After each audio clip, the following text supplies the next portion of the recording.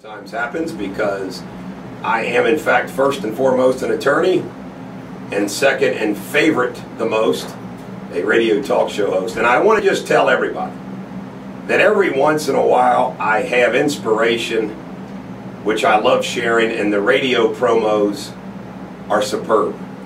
And the radio promo that I had for today fits into that category. I just got on a roll last night of saying what I wanted to talk about here this morning with you on the radio, and I just kept going and going and going, but it wasn't hot air.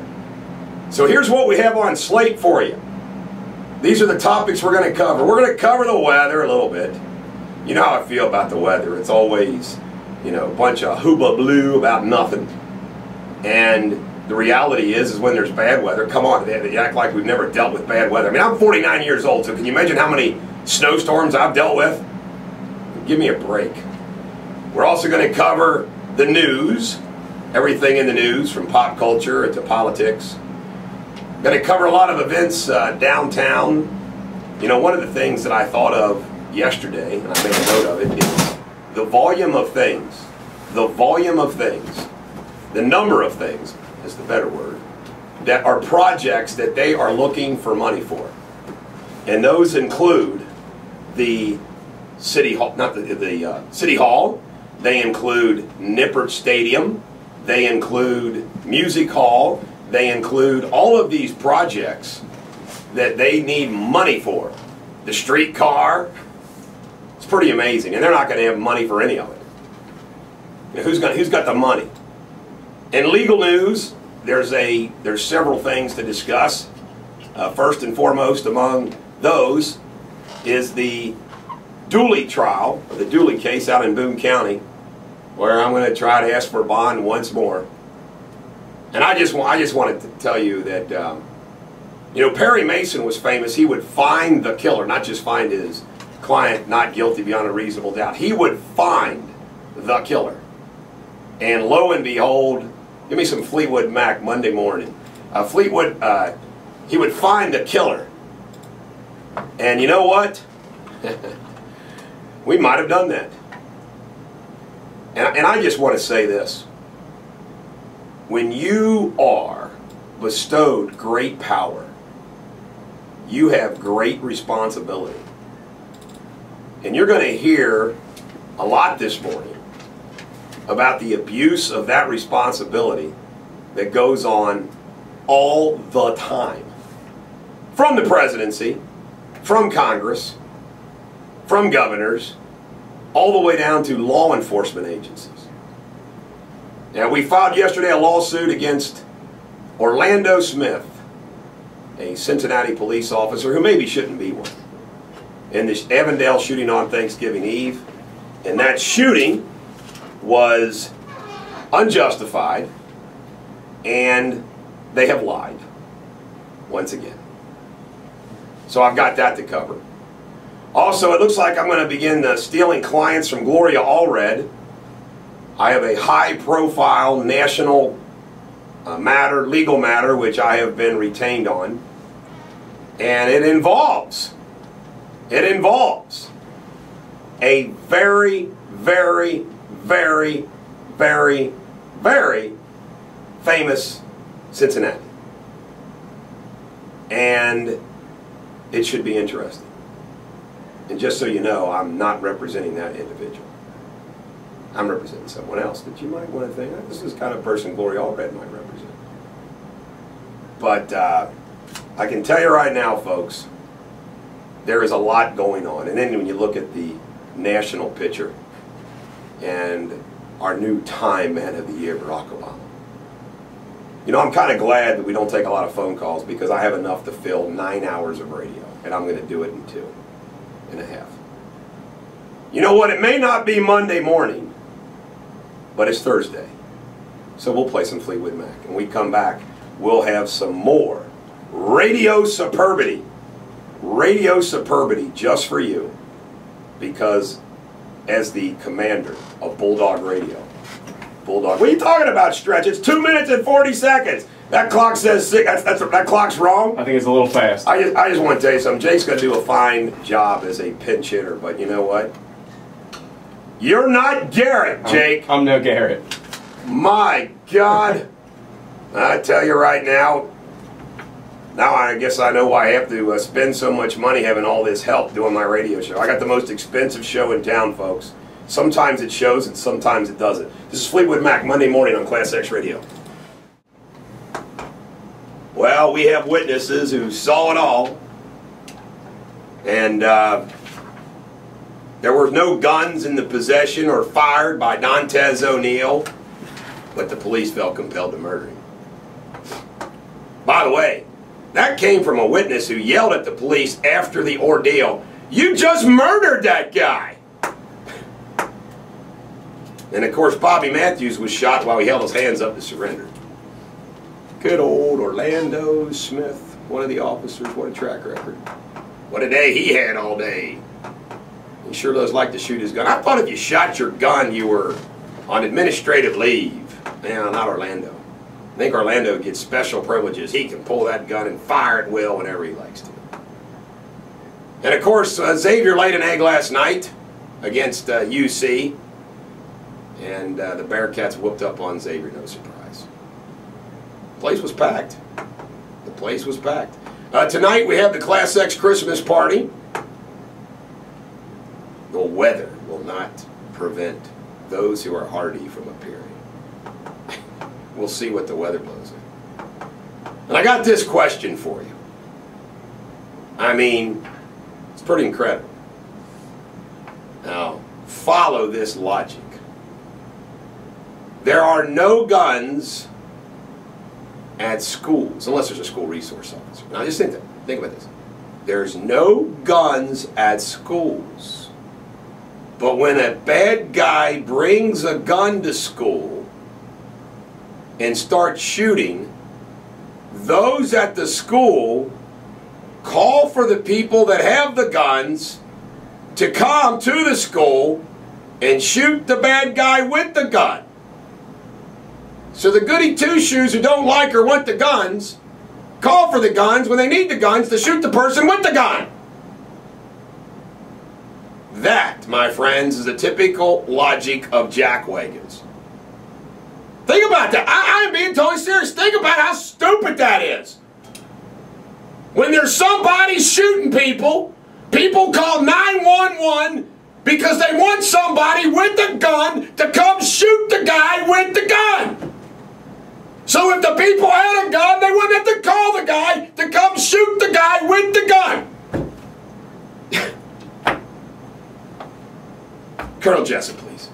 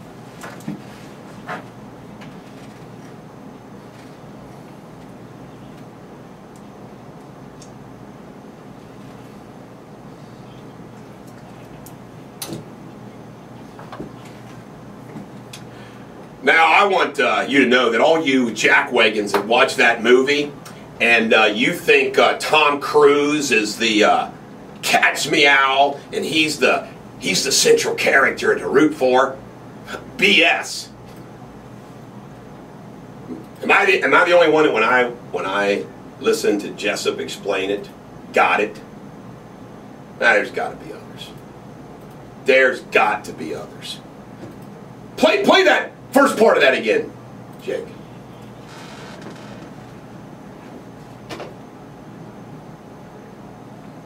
We live in a world where there is evil.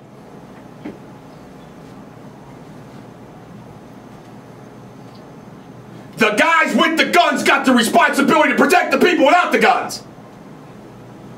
Yeah, the teachers and the liberals, like my daughter, have the luxury. They have the luxury. The luxury. The freaking luxury of not carrying the guns as long as there's somebody else that has the gun that's willing to shoot the person with the gun. I give Oracle status to Colonel Jessup today. He deserves it.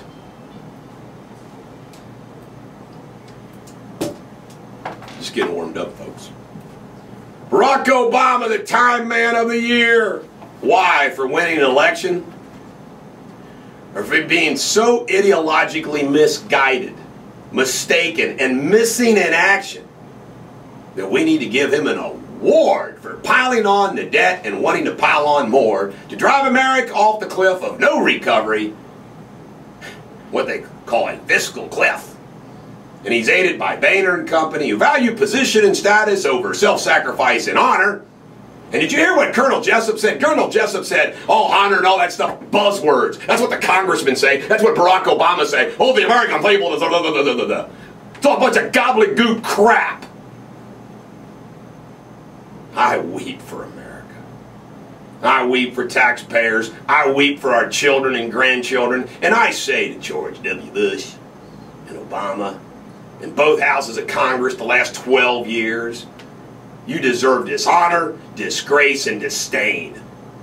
How dare George Bush pass with the Democrats and Republicans, an unfunded prescription drug bill to help bankrupt this country and fight wars in Iraq and Afghanistan that help bankrupt this country, that keep on going with Barack Obama and the full support of Congress in both houses, in both parties. The nerve they have. You think and act like you are our guardians and leaders and we should place trust and faith in you? Curse them all! May the writers of history write the truth of their tyranny and misdeeds and their incompetence and their corruption and their failures. And you know what? People throw this word around like, oh, treason. How dare you call that treason? Well, bankrupt in America, I say this. I say bankrupt in America is further treason, is it not, than hijacking an airplane? It's unbelievable. And everybody watches the Lincoln movie. Oh, God, the Lincoln movie's really good. It's really good. But they don't think about, when you look at what Lincoln stood for in this time and age, they don't think about that. Oh, Lincoln was a great guy. Yeah. What do you think about this? Government by the people, for the people, of the people. Not a socialist state for the powerful to tax the doers and take the bounty of those taxes and maintain the power with the promise of a life of idleness, sloth, and gluttony. It's incredible. Just get fired up, baby. Great quote of the day by Robert Frost. By working faithfully 8 hours a day, you may eventually get to be a boss and work 12 hours a day. About 20 hours a day. I tell you right now, guys, I got 3 hours of sleep last night, so now I'm behind my work. Today in history, let's see if there's anything good in here. Well, we had The Graduate, Dustin Hoffman and Bancroft, 1967. You got that? She showed him her stuff. What do you mean? The older woman.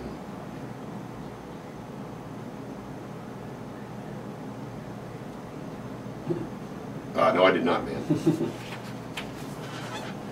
You're going to love this. You know what today is? It's Underdog Day. It's Underdog Day.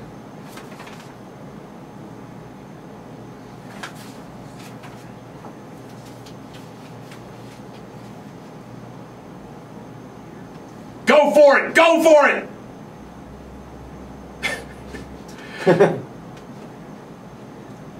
Oh no.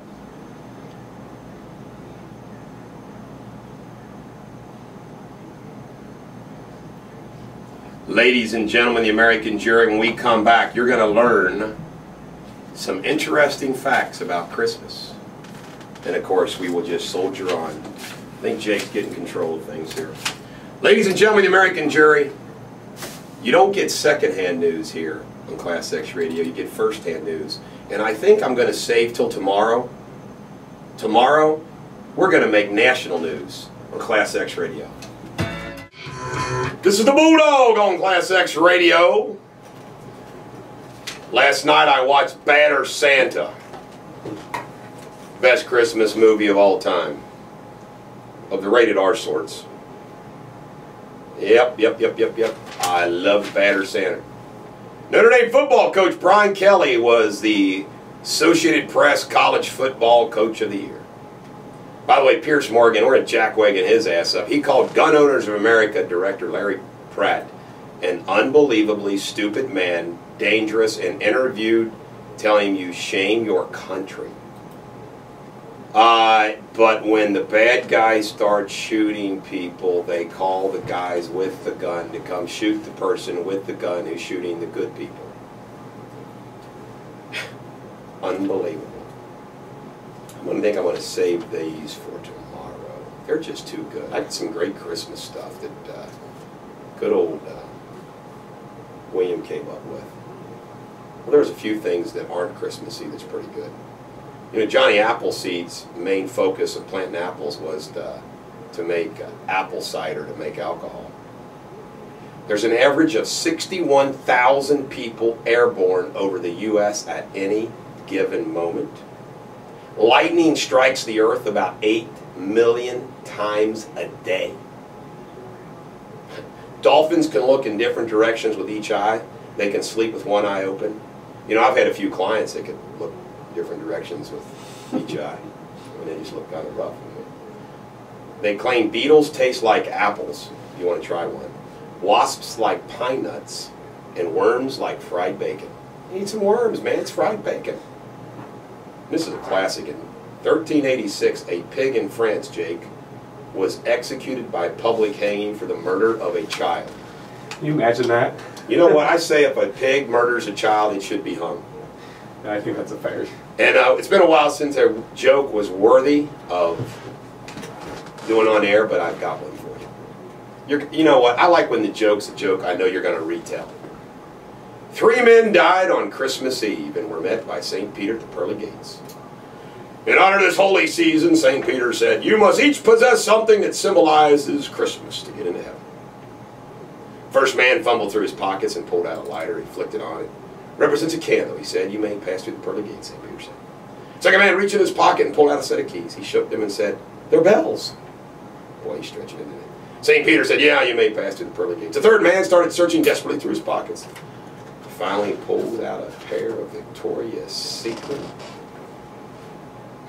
underwear. St. Peter looked at the man with a raised eyebrow and asked, "And just what do these symbolize?" The man replied, "They're carols." I think that's funny. If you don't think it's funny, I don't care. Yes, I do care. Of course I care. Pop culture Miss Universe 2012 is Olivia Culpo. I watched Badder Santa than this. 20-year-old Olivia Culpo, a Rhode Island native, beat out 88 other women for the title. An American last one in 1997. Anybody see that? What does she look like? Yeah, she's very pretty. Is she? Very pretty. I want you to find me a picture of okay. it. We'll get one. I just like to see what she looks like. We already covered Time magazine. You know why? For finding and forging a new maturity, for turning weakness into opportunity, and for seeking amid great adversity to create a more perfect union. Oh my God. Oh my God. Kristen Stewart, her upcoming film Focus. Yeah, she's pretty. Miss Universe now. In which she's scheduled to film passionate love scenes with Ben Affleck, is currently in turmoil. Affleck has dropped out of the movie citing scheduling conflicts. No, he just didn't want to be in those passionate love scenes. Uh-oh! Uh-oh! One of the liberals' own, Sam Donaldson, 78 years old. I hated that jackwagon. Arrested for DUI in Delaware. How do you like that? Sam, oh, the little do-gooder. Uh-oh, Katie Holmes is reportedly hooking up with Tom Cruise and is expected to spend Christmas at his Colorado vacation home. Uh-oh, spaghetti-o. Hugh Jackman has agreed to sign on with X-Men Days of Future Past, scheduled to release in 2014. I don't know about you guys, but I'm ready for another X-Men. Tim Tebow's week just got worse. You know, first he got like booted by the Jets. I mean, in other words, he's third string again. His girlfriend, Camellia Bell, broke up with him for 2 months relationship. Well, we know why. I mean, come on. We know what she wants, and Tebow didn't give it to her. So she's moving on to Mark Sanchez. I don't know that for sure. I just made that up, really, actually. Sorry. Ted Nugent, after canceling American Guns, he's reportedly decided not to continue a planned series called Ted Nugent's Gun Country. Come on, Ted, don't back down. Surprising for Ted. I mean, yeah, Ted doesn't back down. Bulldog doesn't back down, Ted. Come on. Jeez, oh, Pete. And how about Quentin Tarantino? You know what? Good for him. He ain't backing down. His new movie with all the shooting, he didn't back down. What a tragedy. Yesterday, 17-year-old James Hamilton died in a car accident at Ryle High School. Oh, God. You guys know the Hamilton family. Tell them the Bulldog wishes them the best. Apparently went off the road, hit a tree. 1993 graduate Pat Kelsey, the basketball coach of Winthrop University, kind of went off about. But you know, I'll be honest with you. I don't know if he was saying like, well, he did admit he didn't vote for Barack Obama. I kind of didn't really know where he was going. How about this? Wow. Dr. Jeffrey Dardinger of Radiology Associates in Northern Kentucky was arrested for possessing material showing a child, his daughter, in a state of nudity, which was believed to be surreptitiously recorded at his home. Now, I want to tell you right now, all right, until I hear more about this, man, I mean, come on, I mean, I'm going to give this guy the benefit of the doubt, you know, that, hey, you know, maybe it's a nude picture of his kid because, you know, you have those, but I mean, you know, like, you know, in the bathtub or something. Then again, God, I don't know, man. It's awful. True story. Here's how careful I am. One of the cutest pictures I've ever seen of Riley in the crib without a shirt on.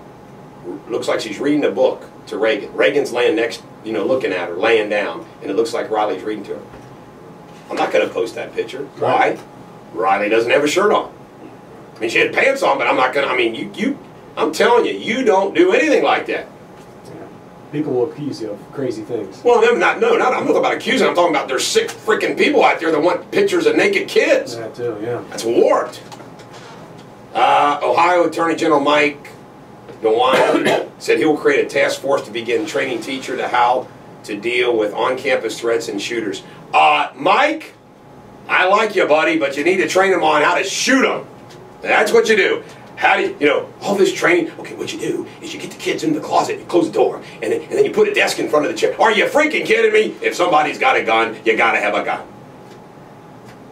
And I need to talk to Sean Maloney about the gun rules because I am going to make sure that I have a gun at all times. I think we're just going to lay it out on the stair there like this, you know, just keep a gun. All right, ladies and gentlemen, American Jury, when we come back, we'll finish up local news, get into sports, and we'll just keep right on and rolling. This is Fleetwood Mac, Go Your Own Way on Class X Radio. Class X. This is the Bulldog on Class X Radio. You know, the underboss makes a great point, you know. And I think this applies to him, me, and probably most people that carry a gun. You know what that is? You not only want to protect yourself and your loved ones, you want to protect other people. I would take great satisfaction that if somebody burst into this radio studio trying to shoot Jake and Garrett and I shot the son of a gun dead right between the freaking eyes, that would give me great satisfaction. It really would. Hey, are you giving your employees off? Let me tell you, I'm going to brag, okay? I'm giving all my staff members off Monday and Tuesday, Christmas Eve and Christmas, paid. And I think, till I shamed him, only one person thanked me. But that's okay. I shamed him into thanking me. All right, in traffic in Cincinnati, there's an accident on South Ludlow Avenue at William P. Dooley Bypass. There's also an accident on North Bend Road at Winton Road. And in Glendale, there's an accident on Troy Avenue at East Sharon Road. I drove in here at about 6 o'clock, folks, and there was no issues.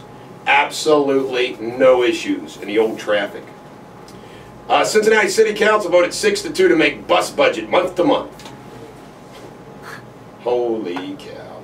Holy cow. In sports, I'm telling you right now, this is a bad month in sports, I think. It's kind of in between everything. Ichiro Suzuki, New York Yankees, 2-year deal, $13 million. I don't get it. I don't get it at all. It looks like the Jets are going to try to trade Sanchez. They're interested in Michael Vick. RG3 was fined $10,000 for wearing Adidas at a post-game press conference. And if you're just tuning in, I already reported UC waxed X. You know what? X, I think, had a 2-point lead at halftime, but it was over after that. Ben Roethlisberger's apologized for the criticism of the play calling. I say, you know what? If it sucked, say it sucked. Number 1, Duke beat Cornell 88-47 in Louisville. Rick Pitino, number 5, 79. His son's team, Florida International, 55. And Indiana Hoosiers rebounded with a 93-54 win over St. Mary's. Wow, they beat St. Mary's. But it was close. Tonight, NKU plays at Hampton at 7 p.m. And I don't think UK plays until Saturday. They play Marshall. NCAA football. The San Diego County Credit Union Poinsettia Bowl. I am not making that up. The San Diego County Credit Union Poinsettia Bowl is tonight at 8 p.m. BYU at San Diego State. Wow. Wow, wow, wow. Newtown Police. As police called for nearby towns to send ambulance because they were running out, an officer made the horrific radio station that cleared up what had happened. After detailing he found victims, he said in a grim voice, "There's a teacher and 18 kids there." 16-year-old Dalton Williams of Pierre, South Dakota, was killed by an unidentified friend with a shotgun after playfully wrestling over a paintball game. The boy, Williams' high school classmate, is being charged as an adult. Now, I tell you right now, if that was an accident, I ain't charging anybody. That kid's going to be guilt-ridden the rest of his life. Jeez. NRA's averaging 8,000 new members per day. I have a lifetime membership, Jake. Thank you, Sean Maloney. The happiest people on the planet, a poll of 150,000 people worldwide has revealed that 7 of the world's 10 nations with the most positive attitudes are in Latin America. What does that say? A study has shown that between 2000 and 2010, there were 121 thwarted attempted attacks on schools in the U.S. I like that word, don't you? Thwart. We thwarted them. Sounds something like sexual, doesn't it? When you think of thwart. You got to thwart. What else do we have in local legal news? Here's something national legal news, which is pretty significant. Army Staff Sergeant Robert Bales going to get the death penalty. They are seeking the death penalty. And you know what? It's probably warranted in those facts. I think it might be. And you know what is interesting? Jackson High School in Jackson Township, the basketball coach here, 46-year-old, is going to have 15 years in prison for recording over 74 boys in their locker rooms secretly. That sounds about a fair punishment for them. Maybe even a little bit more. It's messed up, man. That is messed up stuff, man. I don't know about you folks. You know, I always say I'm a sinner, not a saint. You know, don't you understand? Don't you kind of get the guy that, you know, like loses his temper and does something stupid because he lost his temper? Don't you understand the guy or the gal that, you know, maybe drinks too much because they got some problems?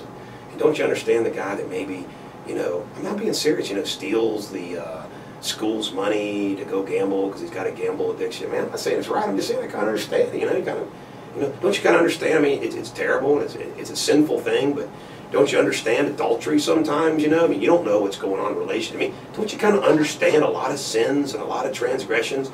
And then there's the freaking sins where you're like, what the hell? And this is a what the hell? Secretly recording 74 boys in their locker room? I mean, come on. See, because I'm a guy that understands that good people sometimes do bad things. That includes me. I'm a good guy. But you know what? Sometimes I do stuff I shouldn't do. But I not stuff like that. 74 boys? Good golly.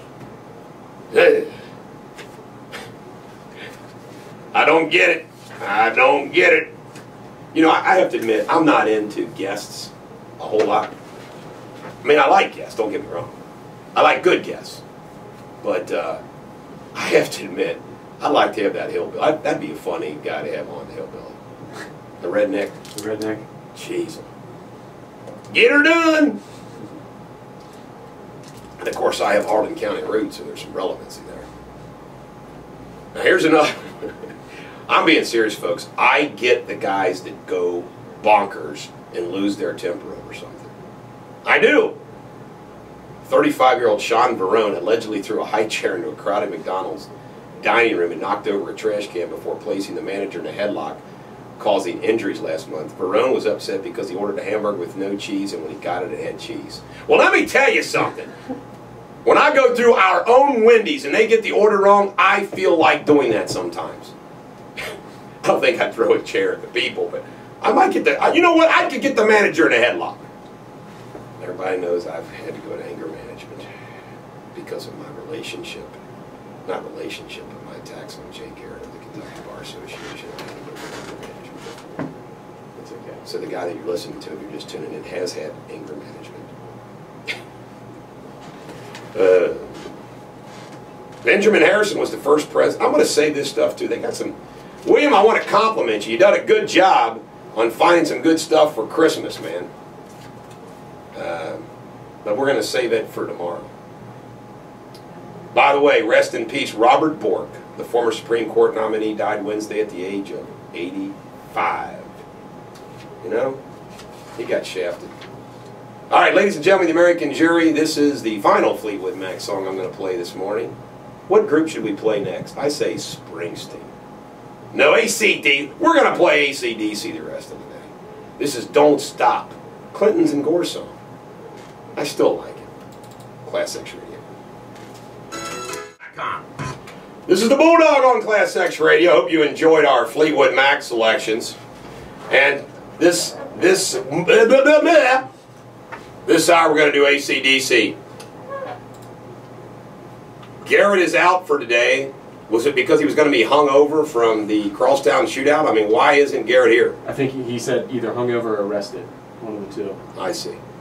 Well, he hasn't called me. And I would just like to announce to everybody, ladies and gentlemen, the American jury, that I am not going to sleep from now until tomorrow night. So if you need the Bulldog, okay, if you need me, you know that you'll be able to text, call, or email me because I'm not sleeping. And of course, the Class X Christmas party is tonight here at the Fox 19 Plaza. Everyone present will have a gun. If any of you guys are going to show up, you better be ready. Bill Spry has issued strict rules about what you can or cannot say to his lovely wife, Rhonda, who apparently, in past Christmas parties, Rhonda Spry has been the object of all the male Class X employees' unwarranted, unwanted, and unsolicited sexual advances.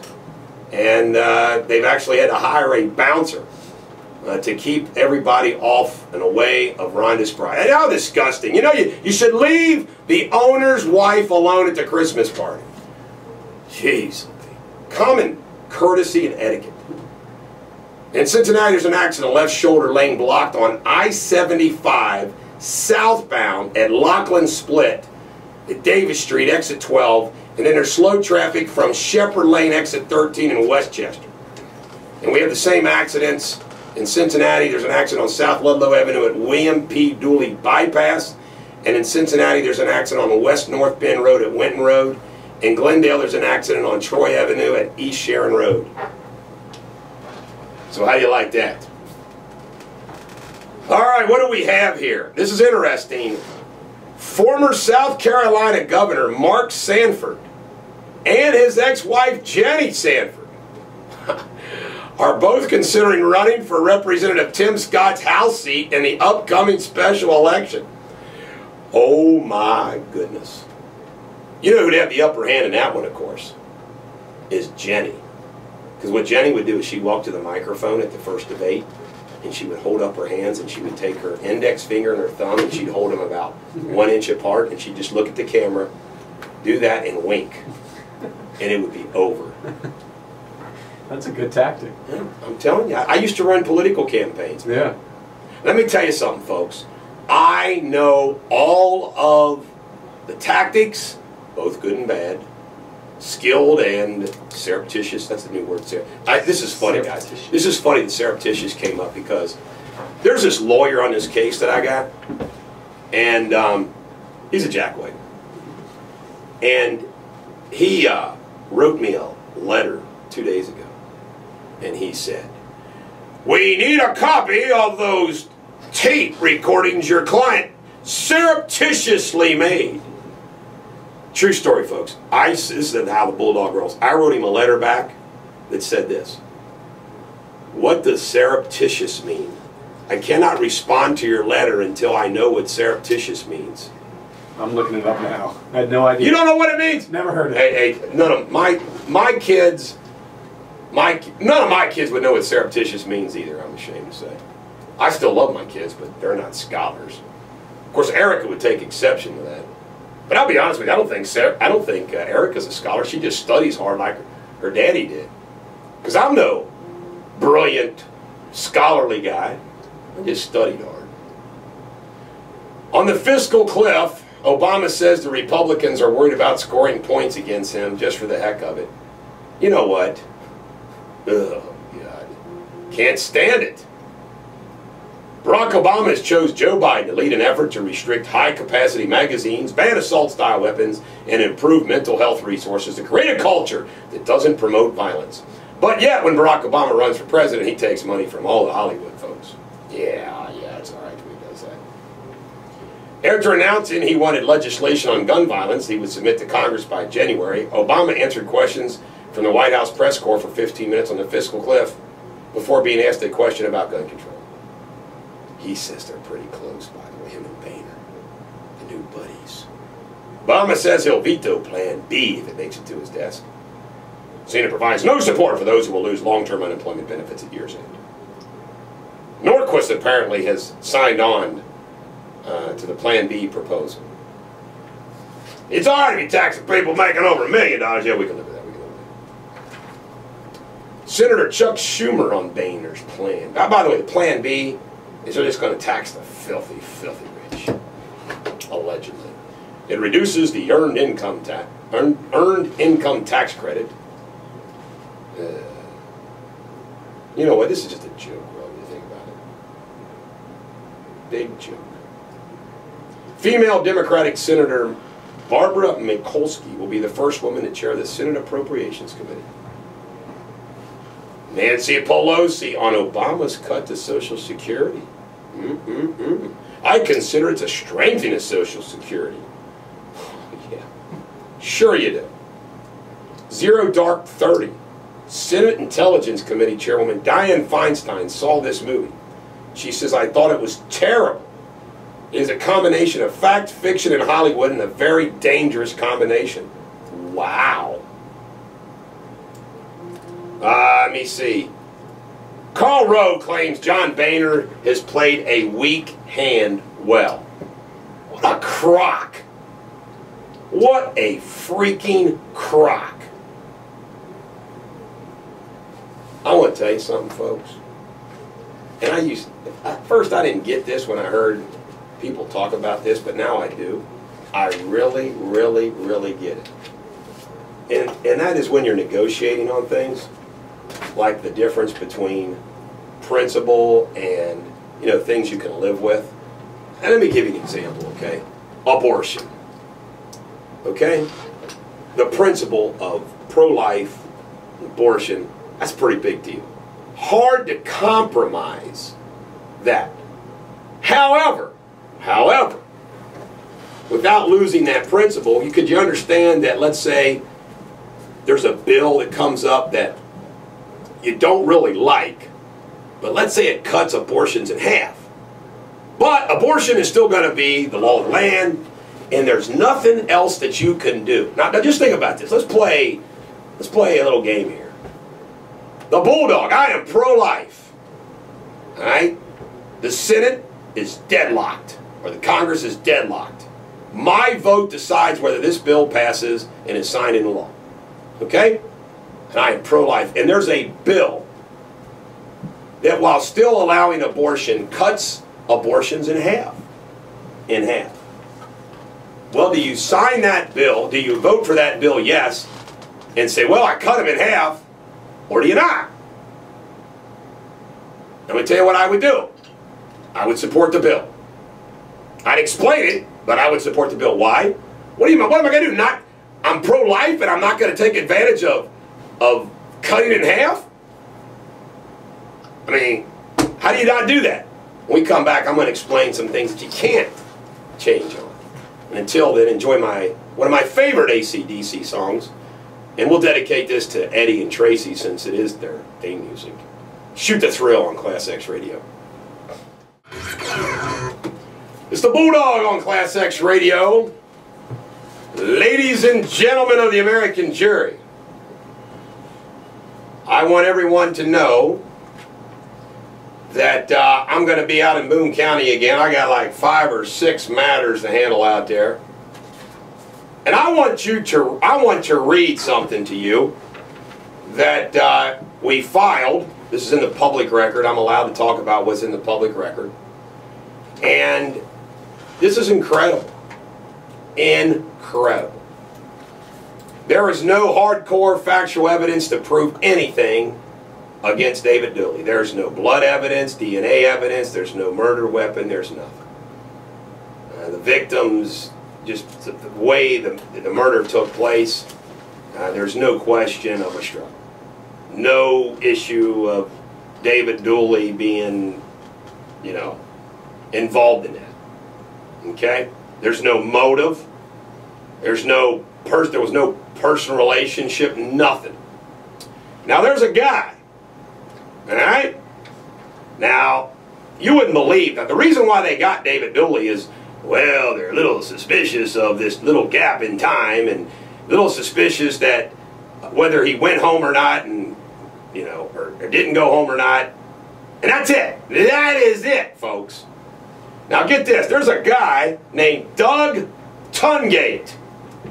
And he's being held. Why is he being held? Because he's a possible danger to the community. Now, this is Doug Tungate. He has a criminal background. And Carla, if you're listening, here we go. He's been arrested in Boone, Kenton, and Campbell County over 10 times.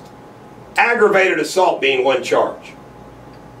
He is the only one that saw Michelle Mockbee that morning, and he claims at 6 a.m. in the break room. He'd only been with the company for 2 months, but would know where her office is and her hours coming in early. Okay? He clocked in at 5:55 a.m., but does not make his first transaction until 6:21. Thereafter, they're pretty regular. For 21 minutes, we don't know. All right? This guy also makes all these suggestions who the killer could be. But he adamantly discusses in his October interview that he knew it had to be Dave Dooley. It had to be Dave Dooley. There's one identifiable print on evidence collected. You know whose it is?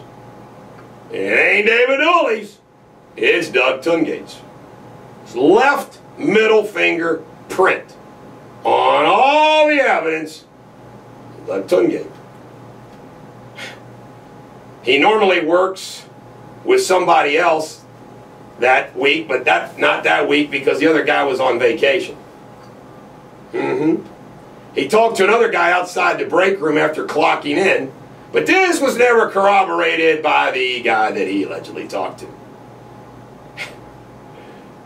I'm telling you, folks. There was a shoe print on Michelle Mockbee, and then anything from David Dooley. Guess what else? Guess what else? There was a white van that was spotted. But here's the good stuff.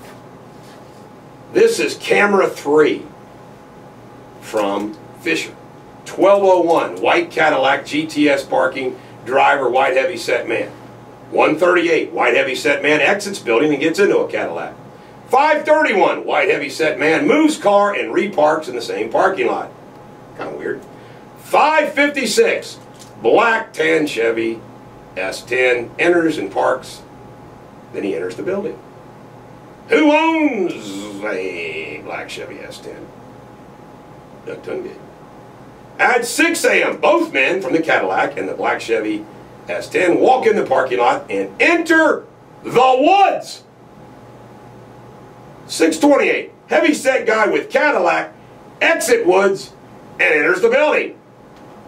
642, the other white guy from the black S10 exits the woods and goes back to his Chevy S10 and re-enters the building. Are you kidding me? Guess how many questions Bruce McVeigh, the detective on the case, asked Doug Tungate about all that? None. Remember I bashed the president and Congress and all these other people that we entrust and we think, well, they got to be a smart person, they're a congressman. If you think for a freaking minute that every detective is a good detective, you got something else coming. Bruce McVeigh is a lousy detective. And you know what? David Dooley, an innocent man, is in jail because of it. And I'll tell you right now, folks, I'm not going to shut up. I don't have to shut up. Somebody is in jail who is innocent. Am I supposed to be pissed or am I supposed to be chilled out about it? What am I supposed to be? You're allowed to declare your innocence, folks. You're allowed. Jeez. I can tell you right now, I don't know who killed Michelle Mockbee. But I do know it's not David Dooley. By the way, get this, all right? We attached all this. It's all public record. Now, they said that, ooh, David Dooley had a violation on a gun charge. By the way, Michelle Mockbee wasn't shot. And, oh my God, he had a bounce check! He had a bounce check! Oh, this guy got a terrible record! Oh my God! Well, let's talk about Douglas Tungate's record. May 19th, excuse me, 2003, alcohol intoxication of public place. Nice photo, Doug. March 2003, possession of marijuana, drinking alcohol in a public place, drug paraphernalia. 2001, disorderly conduct, alcohol intoxication of public place. And by the way, very bad photos. 1999, driving DUI suspended. 2001, alcohol intoxication of public place. April 3rd, 2001, alcohol intoxication of public place. And there's more. There's more. I don't know why I copied it in this 2000, alcohol intoxication of public place, non-payment of fines, failure to appear, citation for misdemeanor. Not a good-looking picture there.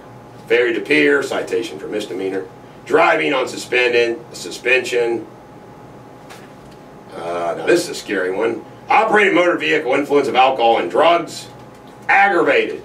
Second offense. Driving DUI charge. This is 2009.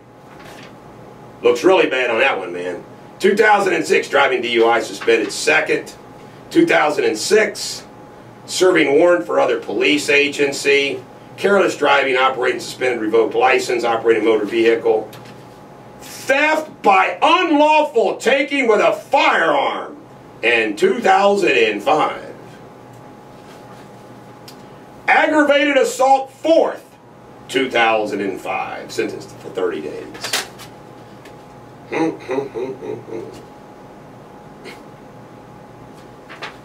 I'm telling you. And there's some other people there that I can tell you right now, folks, are much better suspects than David Dooley. It's incredible. Oh, by the way, David Dooley fully cooperated with that lawyer, gave all the DNA up, did everything he wanted him to do. Offered to take a polygraph. You know? They asked these other guys about taking a polygraph. I'll tell you, folks, something smells in Denmark. Although Denmark happens to be Boone County. I'll tell you something, folks, if I screw up a case that involves money, that's rectifiable, isn't it? Yeah, that's what legal malpractice insurance is for. I screw up and my innocent client goes to jail, man, that's bad. I don't know how prosecutors and police officers sleep at night when they know they're wrong, despite what sometimes they publicly admit. There is no way in hell, folks. No way in hell. Boone County knows they got the right guy in David Dooley. No way in hell. They know different. And instead of admitting it, nah, keep him in jail, make him go through a trial. It's wrong. We come back. More justice talk on Class X Radio. This is the Bulldog on Class X Radio. Well, you know what? There's nothing like flushing them out. By the way, Doug Tungate, he bragged about that good-looking truck that he, or SUV, that Chevy S10 that he had on his Facebook. Kind of interesting, though. This murder happened on May 11th. Now, May the 3rd through July the 9th, Doug didn't post anything on his Facebook. Or if it did, it's gone. You know what's funny? Bruce McVeigh, at least based upon, they're supposed to turn it all over. I wonder why you wouldn't subpoena the phone records, text message records of some of these workers out there at Fisher. I wonder who. I don't know. Let me tell you another incident that drives me nuts. They say, these guys go to the grand jury and they lie. They lie. All right. David Dooley was called to the office. Okay? He was called to come up. Bruce McVeigh testifies with a hand on the Bible, his left hand on the Bible, and his right hand in the air, that David just showed up. Nobody asked him to, he just showed up in the office. How in the hell do you lie like that? And just so you know, that's material, and it's perjury, and I want Bruce McVeigh charged with perjury. And I'm going to ask him to be charged with perjury.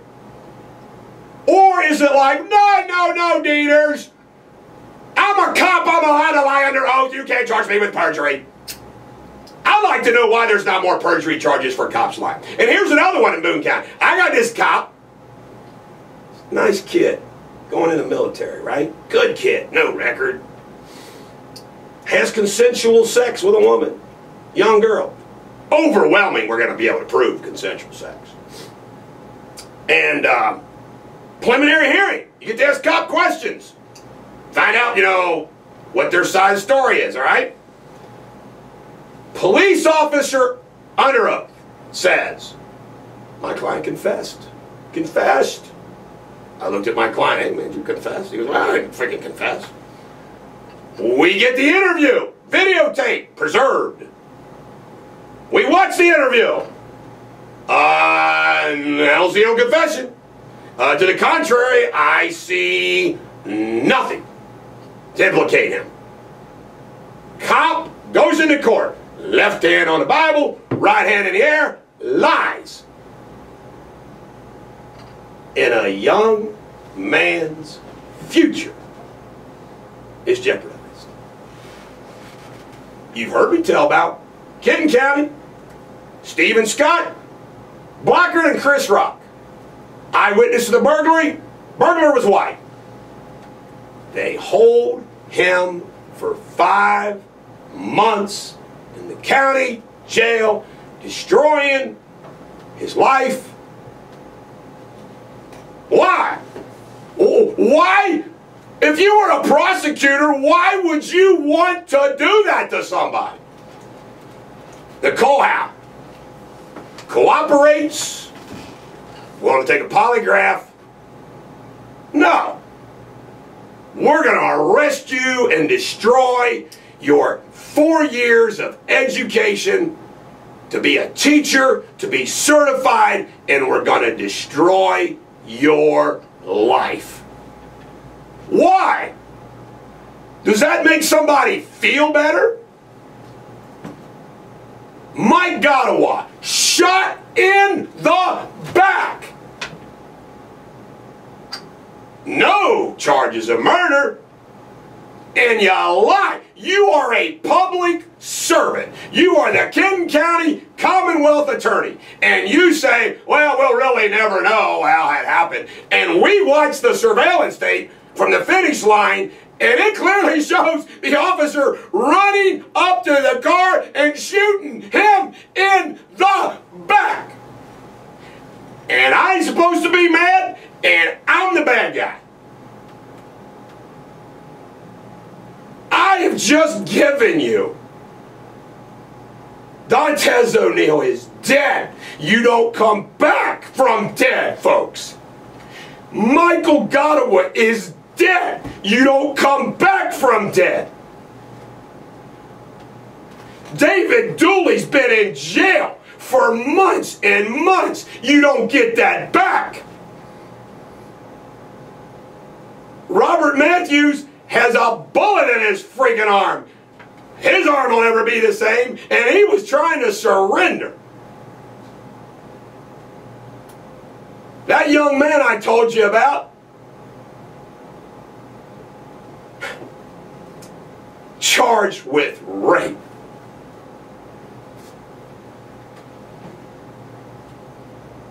I tell you, I've said this before. Have you ever heard? And then, by the way, this ain't no act. What I'm giving to you right now, every day, I don't turn the microphone off and go back to the office and act different. I marvel at lawyers every day asking their clients to plead guilty to things they don't do. They take the money. Oh, yesterday, a young woman, is brought to me saying, man, she needs your help. Boone County again, charged with trafficking, has no record, and because her soon-to-be ex-husband is clearly trafficking marijuana. Let's charge her. She's crying walking down the hall tomorrow. She couldn't even Wait till she got to my office and started crying in fear. She's gonna lose her job today. Does the son of a bitches care? No, they don't give a damn. I was suing cops for wrongfully arresting good people, and all of the hell that the person went through was an unfair. They get jailed, they get booked, they get photographed, they're on jail tracker, they get booked, then they get found not guilty, and I was suing. And you know what? The judges told me, hey, no big deal. Stop filing these lawsuits. That is figuratively. It was a clear message sent to me that if a cop wrongfully arrests you, you're booked, your face is on jail tracker, you are inconvenienced, you got to hire a lawyer, you're found not guilty. Deal with it. It's the way it is. Don't be filing these lawsuits, dealers. So now I got to wait till people die. You know, you die, you get shot, I can sue for that. God help if I'm never with my law license to where I could speak freely. If the day comes, and hell it might, that I can speak freely. Say CDC. This is the Bulldog on Class X Radio. You know, I feel so bad for the Michelle Mockbee family. They're at court every time there's anything relative to this. I don't have a lot of sympathy, I should say, for Danny Mockbee. Some weird things there too, folks. Very weird. And I just, and what happened in the interview between Bruce McVeigh, the detective, and Danny Mockbee is incredible. Jury's going to love to watch it. But Michelle Mockbee, I'm going to tell you something about this because I kind of been through something like this. People forget that if you marry somebody, you are part of their life by virtue of that marriage and that relationship, but you haven't been with them since birth. You haven't been with them since birth. It's like me, okay, I'm married to my wife, but just think about her mom and her dad and her brothers and sisters, how they feel about her since her birth.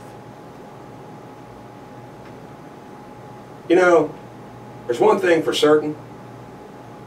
Michelle Mockbee's sisters, I don't know if she has brothers, I've seen the sisters, they didn't deserve this pain. They didn't deserve this pain. I can tell you this too, though. It's wrong to lead them to believe you have the murder in court. And you know what? I don't know what has been told to them. I don't know what's been told to them. Today, I'm going to give them some things. So here, take a look at it. I'll bet you they know some things, probably, that I don't know about other people. Let me tell you some more about, you talk about injustice in the world. And, oh, by the way, I get calls. Let me see, I got a call from Georgia. I was in federal court in Lexington this week. Next week, I got to go to the week after next, Jackson County, Ohio. And it's amazing me. People all over the country are calling me now because of my reputation of defending innocent people aggressively. And tomorrow, I will discuss something that is going to be national news of a similar situation. By the way, Nick Ritchie from thedirty.com, one of the worst scumbags that have ever walked the earth. I like pointing out that he's Iranian. I'm sorry, but there's plenty of good Iranian Americans. I don't know if he's an Iranian American, but I like joking about that. He's about 4 foot tall, too. Talk about Napoleon complex. And his fake blonde hair. When I took his deposition, I was like, geez, oh Pete, now. Hey, a little Napoleon complex there, Nick. Remember I told you about that thumb and index finger? Yeah. I didn't do that to him. But I'm going to tell you this. I now can prove. You know these posts where like he goes in there and he claims he doesn't have anything to do with it? Guess what Nick Ritchie does? He completely fabricates posts for people. Completely fabricates posts. Gets better, folks. You know what else he does? He'll take some money. Yeah, good old Nick Ritchie will take some money to take things down, not put things up. You know what? He's even willing to ask as much as $500,000 to take something down. That's right.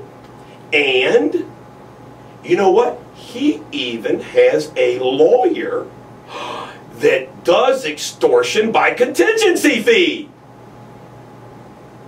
Wow. Can you imagine? And guess what? Put it in writing. A contingency fee for extortion money. I ain't making this up, folks. Extortion money, and you get a contingency fee. I got to say this about Nick Ritchie. Can you say federal grand jury? Can you say Nick Ritchie finally might be done? Sure you can. Sound like Mr. Rogers. Sure you can. Extortion? Now we know what the real business of thedirty.com is. Big old fraud. And of course I have his ass in trial January 23rd in the Eastern District of Kentucky. And I can't wait. Because see, unlike politicians, you get in that witness stand in that big old courtroom with the mahogany wood walls that go about 3 stories high, and the Honorable Judge Bertle's been sitting on that bench way up high with his gray hair and his glasses. I think he looks like Harry Truman. And you swear that oath and you get in that chair and Judge goes, Mr. Dieters, and I get to say, hello, Mr. Nick Ritchie, I got some questions for you. Let's go through them, shall we? When we come back, more Radio Superbity on Class X Radio. Put my mic on. Yeah, what's up? This is for Dantes O'Neill and Robert Matthews and Michael Godowa and everyone else that's on the wrong end of the law and on the wrong end of a police officer's revolver. This is the Bulldog on Class X Radio. Ladies and gentlemen, the American jury, you know, it's a very unique situation about polygraphs. That if, you know, everybody knows polygraphs aren't admissible in court, but as a lawyer asking for any statements, if they polygraphed a witness, I'm entitled to those statements. That's an interview. We've got nothing. So, to my knowledge, just based on what they've turned over, none of these other people that make better suspects than David Dooley have taken and passed the polygraph. To my knowledge. And that's not admissible anyway. All right, ladies and gentlemen, the American jury, a couple things I want to hit on really quick, and I didn't get a chance to. First and foremost, tomorrow will be our last show of the year because we are not going to be doing radio next week. We're going to take off Wednesday, Thursday, Friday, so we'll be back on January the 2nd.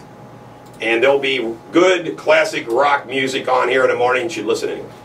Also, You can always listen to us on 88.9 in Cincinnati and 89.1 FM in Northern Kentucky and Indiana. The New Breed of Rock's also on ClassXRadio.com. There's a live tune-in app.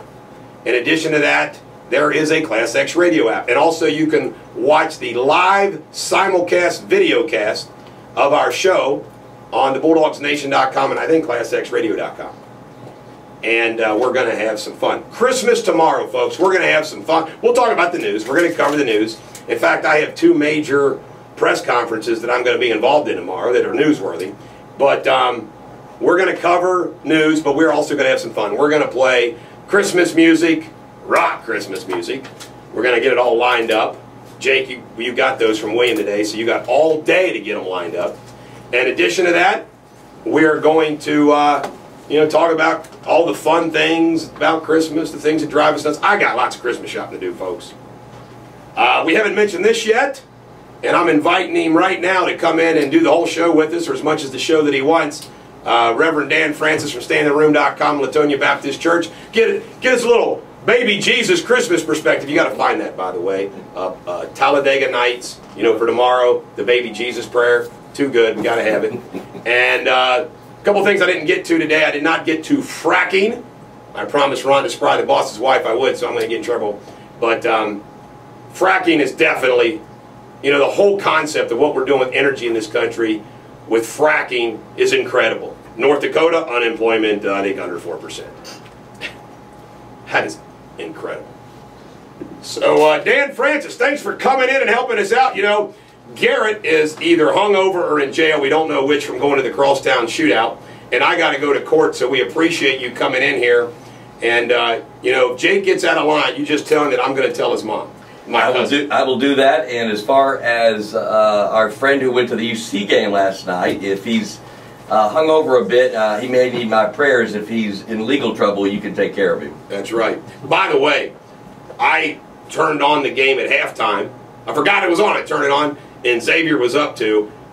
Xavier played terrible the second half, particularly their guards. Yes, they did. I was like, Willie's his ex-fan. Willie goes, it was terrible basketball. It was terrible basketball, Bulldog.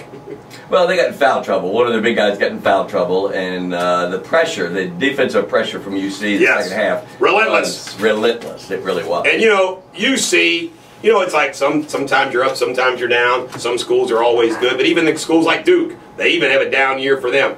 There's no question UC is a good team this year. No doubt. I think this is a year where they could make some noise, and they've got a couple guys that I think will play in the pros for sure. So they've got some horses. I will pay for that jacket. Where did you get that coat? I'm telling you, it's a serious Holmes Bulldog. I am an old Holmes Bulldog, and by the way, little plug, they're 9-0 right now. They're ranked 3rd in the 9th region. But they haven't played the teams ahead of them. They're really good. Well, they won for the first time since Simon Kenton did in the 9th region. I guess it's been 4 or 5 years ago. They won the state championship. I was there. And I'm telling you, I thought they could have repeated.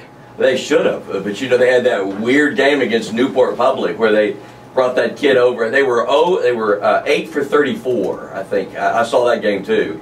And they just fell apart in the 9th regional final. But and then of course Newport gets swallowed the first game, at, downstate. But they were tough. Those 3 or 4 years they were tough. Isn't it weird how you would think they won the state and they were like sophomores? I know. So you're thinking, well, guys, they got to win the state, but you just never know the dynamics. You always got to have a little luck. That's right. You always got to have that game that you win. You weren't expected to win. It just always happens. It does. Before I get out of here, I wanted to just ask you, and I tease you good-naturedly sometimes. Hey, we can't get too preachy on here. Right. We're a Christian radio station, but we can't do too much. I got to ask you something. What is your perspective? I just got to ask this because I'm a big Santa Claus guy, and I always like to tease the people that it's all about Jesus, birthday. I always joke. I said, well, I agree with that. I do. But man, Santa Claus, he goes around giving a lot of Christmas gifts, and that's pretty Christian. But people do, this is just me, I like doing both. I like, it is the birth of Christ, which is an incredible, incredible event. It is. Both historically and religiously. And it is an incredible event, the birth of Christ. And I like the traditions of both. We've always practiced them. I mean, midnight mass, you know, all those kind of things. I like both. Sunday, middle of the service, Santa enters at our place. That's cool. He really did, and he's a member of our church. Matter of fact, he's the best looking Santa I've ever seen. I agree with that. Ron Haldeman, and he does TV commercials locally. But he came in, and all the kids came forward. He gave him a gift and talked about about Jesus. Is your church a lot like the other churches? Like it's a packed house on the holidays, and in fact, I haven't been down to see you. It's been way too long. And Sunday, at least Sunday, we ought to get our butts down there. Will Sunday be standing room only? And what do you have on tap for Christmas Eve and Christmas Day?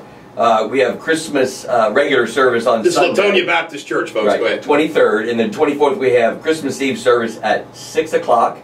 And lots of fun things on that. Particularly my wife does the children's message that night. So she better preach than you, I'm well, sure. let me tell you what, she can lay it out. She can lay it out. Hey, if you're listening and you are not wedded to a church, I can't encourage you enough to go check out Latonia Baptist Church. It's an old, beautiful church. It's white and the glass and everything. The inside, it's beautiful. It's an historic building. And Dan does a great message. The music is good. And, I better say great, I might get in trouble just saying good. The other thing is that if they're going to have services on Christmas, you got service Christmas Eve? Yes, 6 o'clock. 6 o'clock on Christmas Eve. And what time on Christmas? We not on you on Christmas? Day. No, okay, not Christmas Day. But 23rd, 24th, yeah. Well, anyway, so I can't encourage enough. Ladies and gentlemen, the American Jerry. I'm going to play this song. This is about love, but I'm going to play it for all those. By the way, I believe that real bad criminals belong in jail. Don't ever think for a minute that I'm soft on crime. I won't even represent somebody that I think's guilty of rape, pedophile, or cold-blooded serious murder. Or, you know, I won't even defend them. But man, if you're innocent and you're in jail, for lack of a better word, that sucks. On Class X Radio. Class X Radio, Dr. Dan Francis setting in for the Bulldog. I always am appreciative that he opens up this door for me, and I don't think there's anything else we could talk about with the Newtown thing. So I asked myself some questions, and I call it kind of the horror and the heartbeat of the Newtown tragedy. And the questions that I ask, and I want to walk around them for a little bit. How in the world will the mental illness debate play out with all of this? I mean, obviously everybody knows somebody who is different. They have an odd social filter. They either over-engage or under-engage. They are just one of those folks that you know is different. And if we're not careful, we will treat them differently. And so much so that we cause them to feel even more out of place. And it certainly seemed to be the place with Adam Lanza. So my question is, how will the mental illness debate play out? And if you've had somebody in your family, extended family, that has some mental illness, and what I mean by mental illness is somebody that's identified with some kind of anything from mild stuff to more significant, then they have a mental illness, and how that plays out. The other one is, and I'm not sure how much you've dug into all this, but how can a church picket the funerals of the victims? I've mentioned this on the show before, but this, I'm not even sure I want to mention the name of it, but most of you will know that it's Westboro Baptist Church. It's not what I would call a Baptist church, to be honest with you. It's an independent church. That's what I wanted to ask. Oh yeah, it has no heart, I can just tell you. Not only was it unbelievable that they, they picket the funerals of soldiers. But now, I mean, children, you've got to be kidding me. I mean, there's nothing in the heartbeat of anything that you could read in the Bible in context, not out of context. You can take anything out of context and jerk it around. But there is nothing you can do to in any way. But evidently this website folks that they crash people, Anonymous, who came in and actually did some of the Pentagon stuff, they've been kind of under trouble. They went in and crashed their website and has almost made it impossible for them to do some things. Yeah, I did read about that. Yeah. Which is good. Which is a good thing. The other one is, what is the one-word Christmas response to this tragedy? That's the other thing I've been thinking about. Of course, the one-word Christmas response to the tragedy is Emmanuel. It's a word we use. There's two big words, theological words we use as we talk about Christmas. That is the transience of God and the immanence of God. And we call it Emmanuel at Christmas. It means God with us. And certainly, this time of year is a great time of year to make sure we concentrate on that. The other question I kept asking myself was, how can we not miss the Adam Lanzas in our world? Lots of stuff's coming out. I don't know how much of the news you've read. Maybe you've read too much. Maybe you're at a point where you're ready to say, enough, enough, enough. But in this case, there's so much that's come out about this situation that he may have, in fact, about ready to be hospitalized, put in a setting where he could not hurt people, institutionalized, and found that out and took it out on, first of all, of his mother, and supposedly, I don't know what kind of relationship. They say there was none at first, but she may well have known the principal and the psychologist at the school. Who knows? They just would have placed some emphasis on their evident broken relationship from his father. So all the kind of signs were there, and then add to that the fact that she was a gun enthusiast, and it just, you know, mix that stuff up and bad stuff happens. So really sad time. I've been doing a lot of work just looking over issues and put together, there's a story that really says this, and that is that the answer of this whole thing really is evil. A teacher at Sandy Hook Elementary School, reflecting on the carnage and tragedy of one of the worst school shootings in history, asked the question, who would do this to our poor little babies? The initial answer is 20-year-old Adam Lanza, but the larger answer, and more to the point, is evil. So when the 10-year anniversary of the Columbine killings took place, we were able to look back with new insight to the event on the morning of April 20th, 1999, that forever changed. I'm not sure if you're aware that they've looked back and done some real history and research into this, but they've learned that Eric Harris and Billy Klebold were not goths. They really weren't loners. They were in the trench coat mafia. They were not simply disaffected video gamers. They hadn't been bullied. They supposedly, enemies on their list had already graduated a year earlier, so there weren't any antidepressant medication. They didn't target jocks, blacks, or Christians. They just wanted to kill. Two seemingly normal, well-scrubbed high school kids went to their school in a prosperous suburban subdivision with the goal to kill thousands. Their bombs didn't work, so they proceeded to kill 13 classmates and wound another 24. By 2002, the Secret Service and the U.S. Education Department completed a study on school shooters and found that no single profile fit them. What was clear was that they had simply snapped at the time. They had usually planned it meticulously. The conclusion, they were rage shootings. David Osher, a sociologist and vice president of the American Institute for Research, the rage, however, has continued, and I could give you a list of names here. Brian Usagi, Robert Hawkins, Mark Barton, Terry Radsman, Robert Stewart, in an article, Why Are Americans Killing Each Other? Ted Anthony writes that each entered the national consciousness when he picked up a gun and ended multiple lives. 47 were killed through mass shootings in a month before the Columbine anniversary alone. He says, we now live in a society where the term mass shooting has lost its status as unthinkable aberration and becomes more fodder for the fresh news cycle. And so he asked the pivotal question, why are we killing each other? The only answer he could muster was the loss of the American dream. He talked about 8 years of terrorism, 6 years of war in Iraq, months of recession. He lamented 663 lost their jobs in March of 2009 and worries that many might be angry and might have a gun. So there's no answer, at least.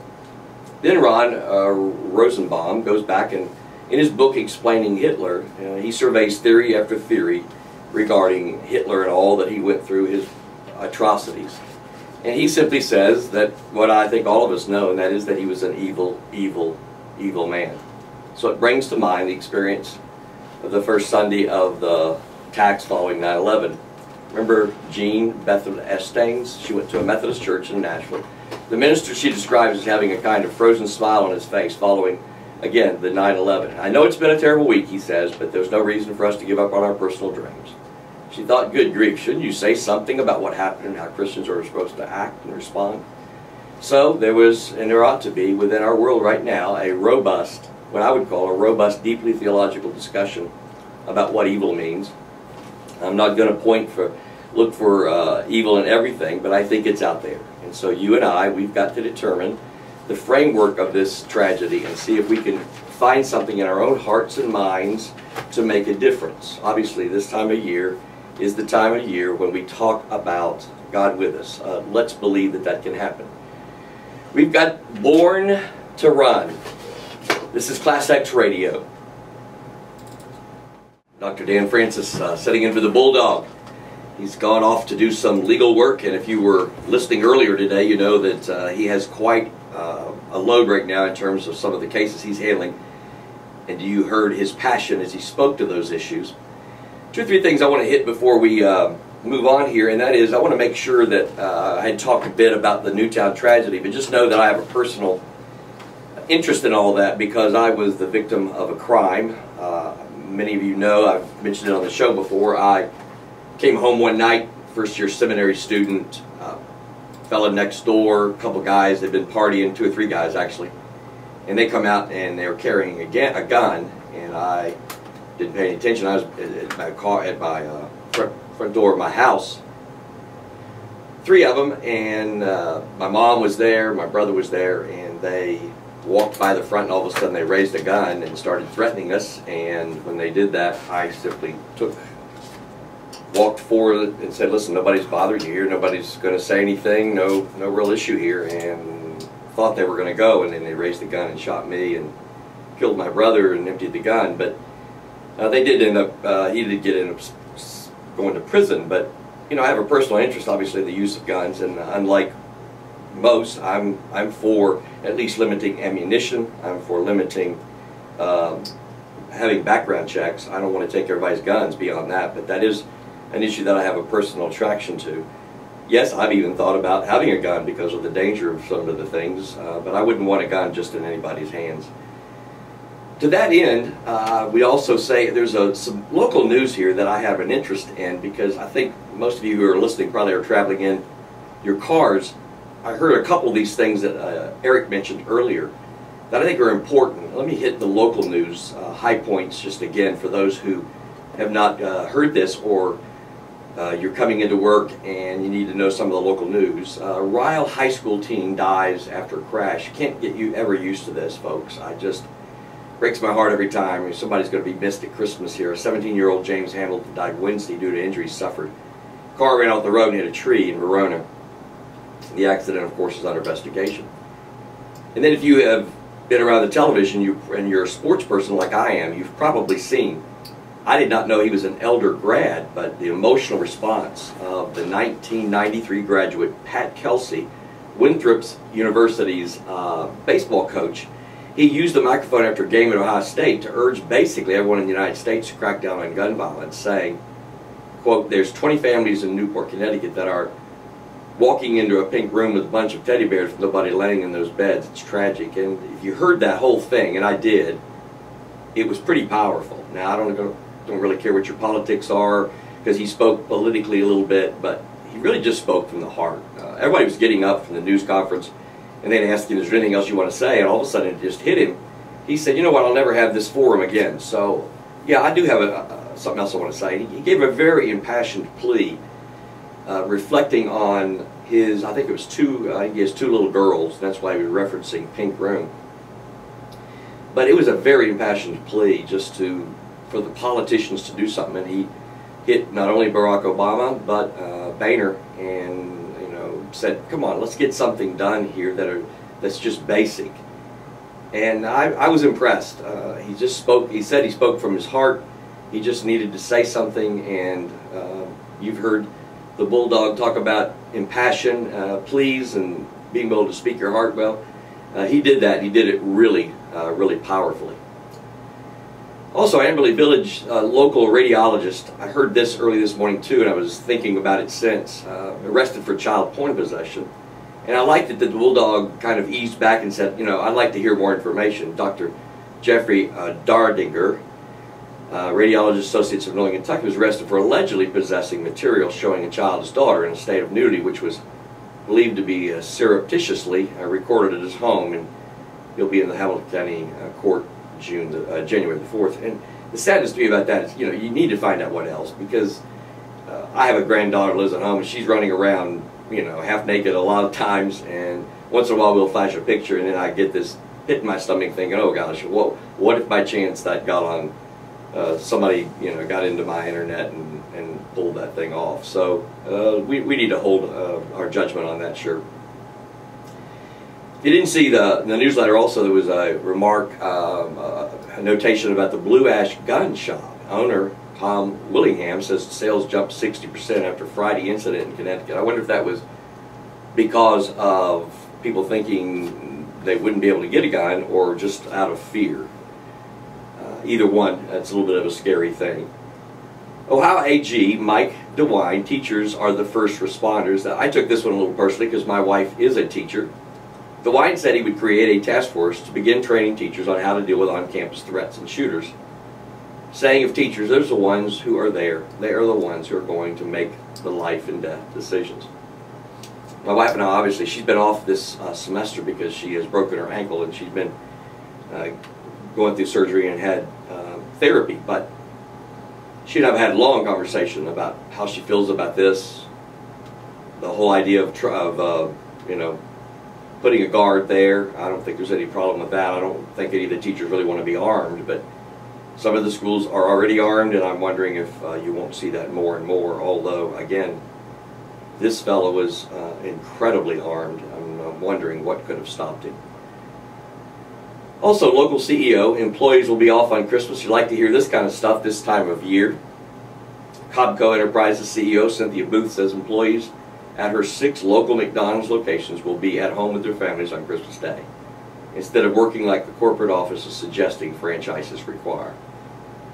Hey, that's a nice little thing for folks to do, and it obviously, it's one thing to do something that didn't cost you anything, it's another to do something that actually costs you something. One other thing, and again it's a sad scenario that we hear all too many times, Warren County ex-youth soccer treasurer pleads guilty to the theft of funds. Common Pleas Court Judge Robert Peeler accepted Michelle Petrie's plea of guilty on stealing more than $64,000 from the Clear Creek Youth Soccer Association. She will be sentenced on the 4th of February. You got to wonder how in the world, not only do you get access to that, but how in the world does somebody not notice that before $16,000 or $64,000 is gone? It's unbelievable to believe that, to imagine that.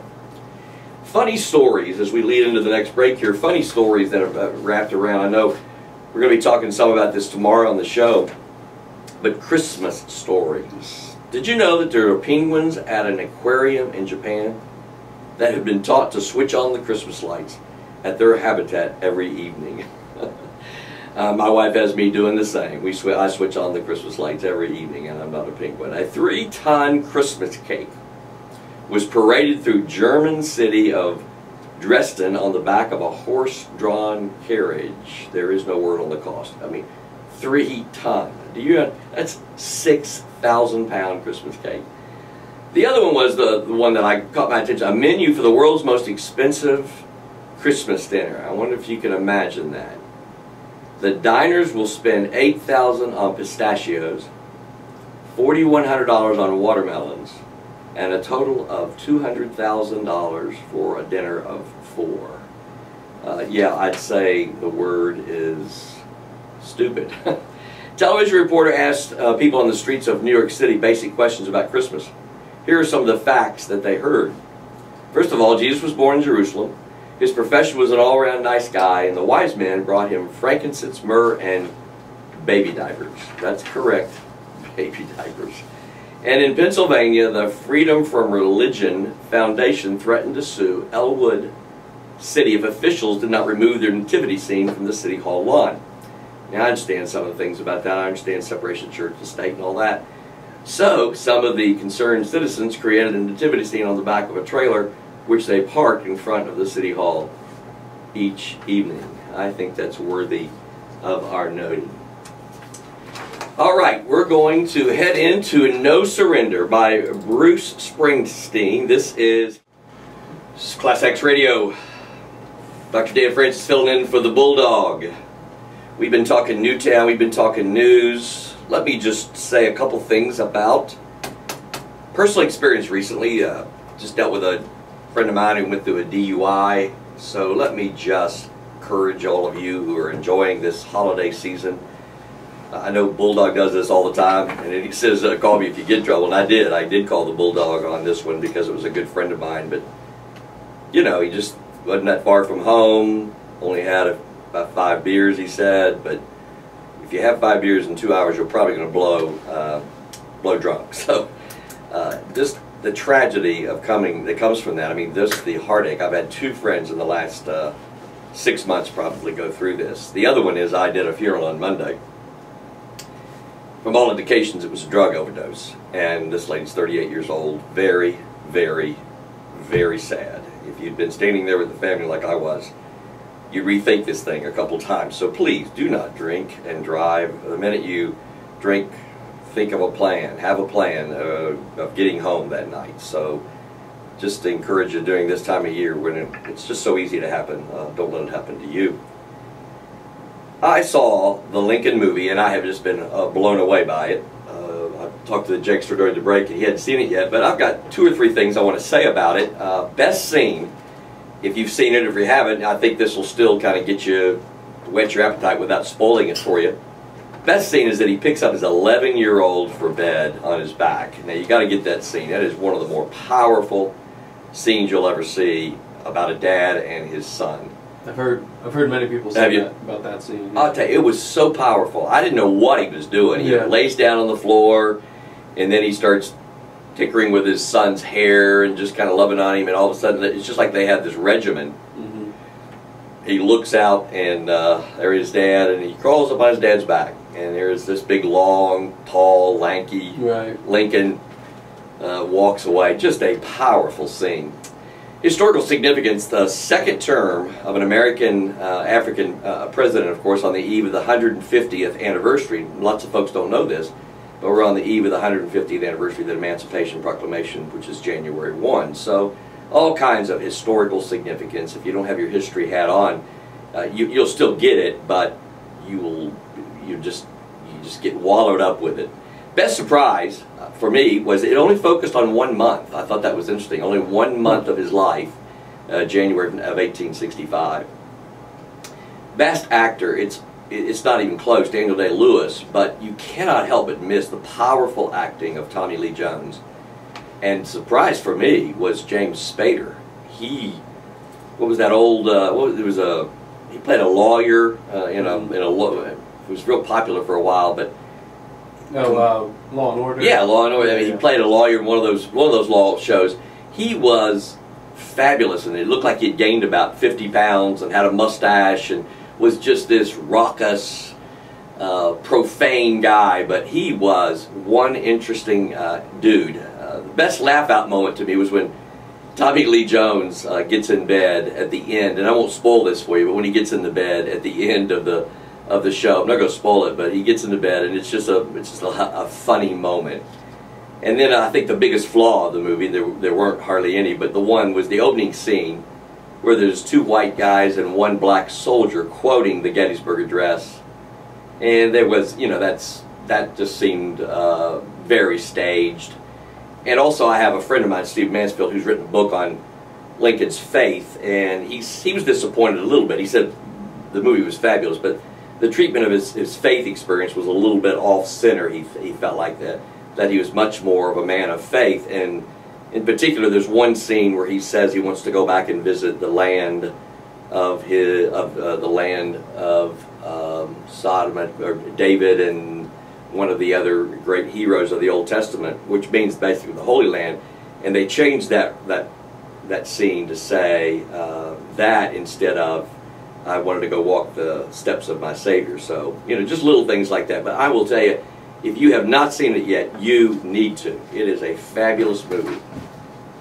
One other thing I wanted to talk about, as most of you know, I'm a writer. A number of years ago, I wrote an article around Christmas time about taking my daughter, who I recently got to marry, to the emergency room, and I wanted to give you just a few paragraphs. My annual journey to Bethlehem to hear the story of the Christ child again for the first time never comes that I don't think about an experience I had with my daughter a few years ago. It was my day off, and I had planned to be at home doing some honeydew jobs along with some writing. Our youngest, Kristen, was ill with strep throat for the third time that year. I had an appointment to take her to the doctor so he could give her a new supply of that pink wonder drug, amoxicillin.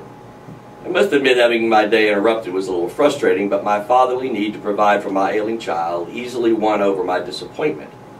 So there we were, sitting in the waiting room of the doctor's office. That's when Christmas began to happen for me. My independent, self-reliant daughter began to lean against my shoulder. First it was only slight, then it began to be persistent and purposeful. She was hurting and sick.